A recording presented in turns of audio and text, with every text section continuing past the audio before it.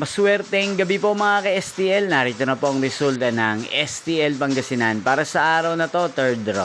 June 10, 2025, araw ng Martes.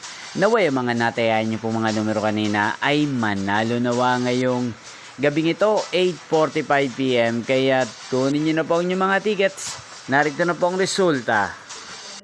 Ang mga numerong nanalo sa STL Pangasinan ngayong gabing ito, June 10, 2025, 8:45 PM. Third draw result, 38 at 30 in exact order. Sa lahat po ng dumaya kanina sa STL Pangasinan para sa third draw ng 38 at 30.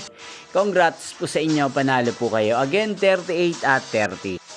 At ngayong gabing ito sa STL Pangasinan, natin pong i-shoutout si Ate Ebalyn ng Pangasinan. Shoutout po sa inyo, Ate Ebalyn. Sana po iswertihin din ang mga numerong tinataya nyo sa STL Pangasinan. Sana'y nasa maayos po kayong kalagayan.